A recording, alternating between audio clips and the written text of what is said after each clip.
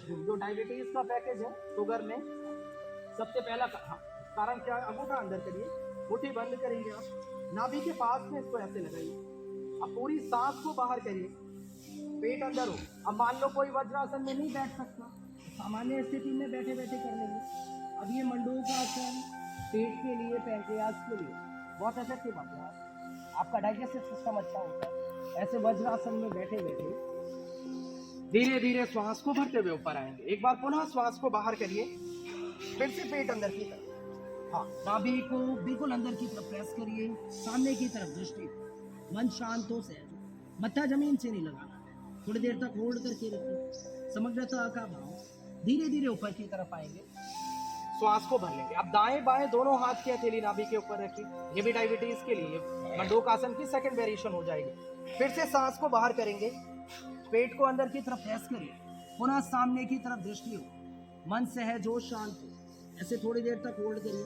अब ये पेट के लिए, पैंक्रियाज के लिए इफेक्टिव अभ्यास है। जिनको पाचन तंत्र से संबंधित समस्या रहती है वो भी प्रत्येक दिन करें। एक बार पुनः फिर से श्वास को बाहर करिए, आप पेट को अंदर की तरफ प्रेस करेंगे। अब एक एक क्रिया को लगभग 3 से 5 बार सामान्य स्थिति में भी करना है।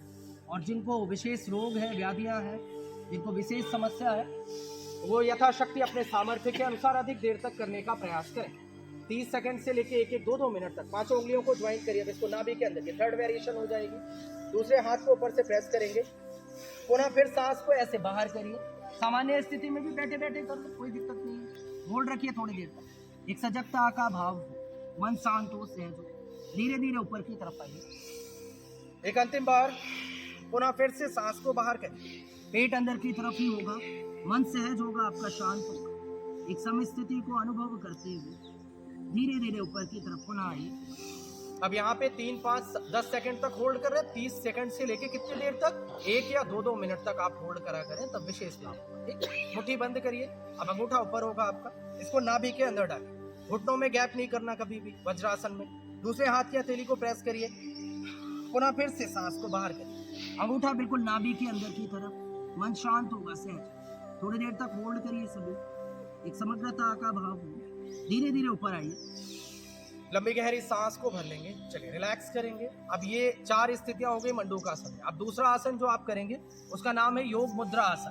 पहले तो पद्मासन में ऐसे बैठ जाइए सभी, ठीक। जो पद्मासन में नहीं बैठ सकते वो सामान्य स्थिति में बैठ जाइए, सुखासन या सिद्धासन ही लगा लेंगे, ठीक। जो सुखासन में जो पद्मासन लगा सकते हैं तो उनके लिए और अच्छा ये हो जाएगा। ये भी पेट के लिए, पैंक्रियाज के लिए और अच्छा है। दाएं बाएं दोनों हाथ की हथेली ऐसे नाभि के ऊपर रखिए।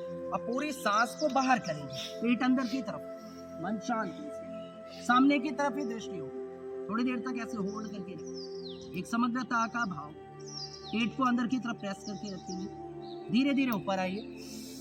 लंबी गहरी सांस को भरेंगे, एक बार पुनः श्वास को बाहर करिए, फिर से पेट अंदर, मन सहज हो, शांत हो, ऐसे थोड़ी देर तक होल्ड करिए, एक समग्रता का भाव, विश्वास पूर्वक धीरे धीरे ऊपर आइए।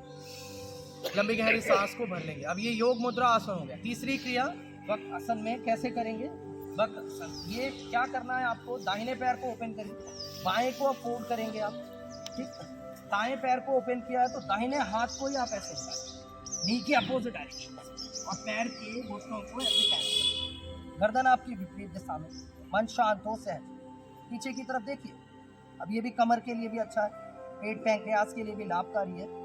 चलिए चेंज करेंगे, राइट से किया देन लेफ्ट से करिए, सेम प्रैक्टिस।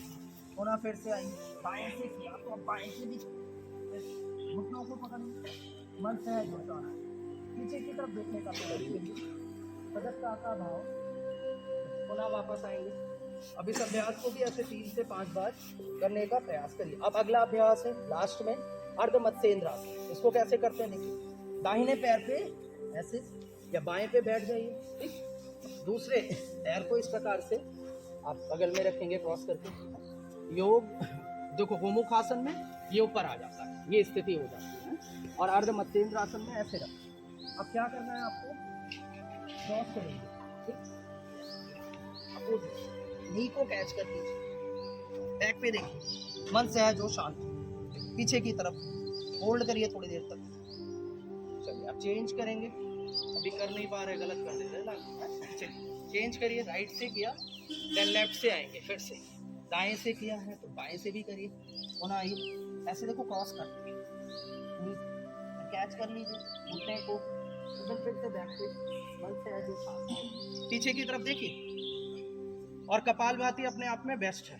ठीक है, चलो रिलैक्स कर लेंगे, ये अर्ध मत्स्येंद्र आसन। अब बैठ जाइए, मेरुदंड सीधी करेंगे, फिर कपालभाति कितनी देर करो डायबिटीज में, 15-15 मिनट, 100% कंट्रोल रहेगा शुगर आपकी। मेरुदंड सब सीधी करेंगे। अब आंखें बंद करिए, मन शांत हो, सहज, थोड़ी देर तक कपालभाति प्राणायाम करिए।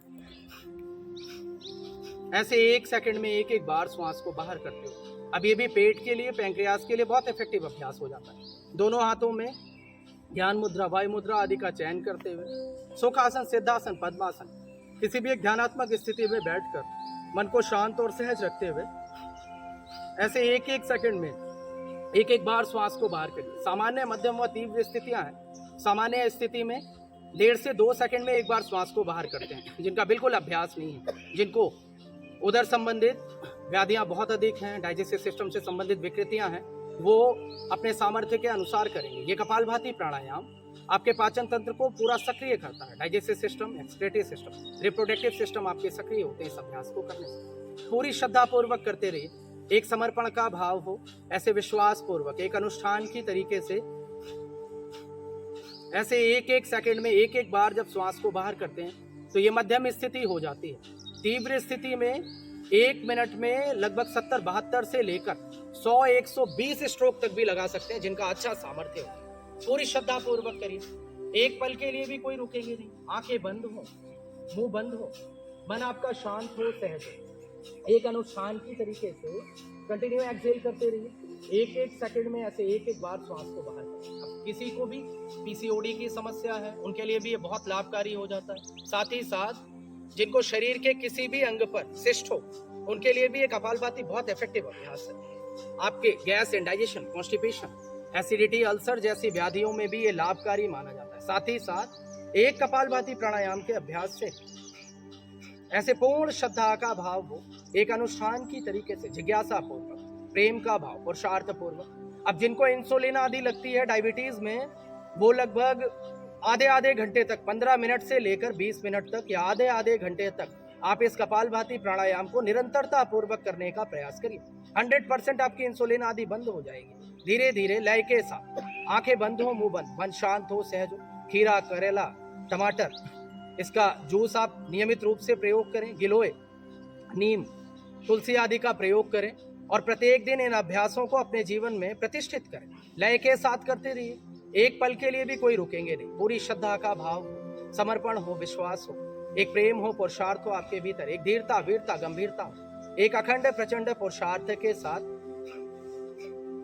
ऐसे साधना, उपासना, आराधना और प्रार्थना के साथ सभी एकाकार होकर जीने का संकल्प करिए। भगवत्व, ऋषित्व, देवत्व का ये मार्ग है। पूर्ण समर्पण के साथ करते रहिए, एक पल के लिए भी कोई रुकेंगे नहीं।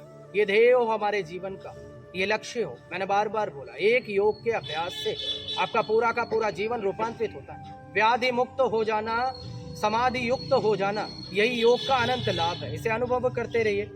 अपने आप में सजगता हो, सहजता हो, विनम्रता हो आपके भीतर, एक अनंत प्रेम हो, पुरुषार्थ हो, एक ध्येय के साथ एक लक्ष्य हो हमारे जीवन का।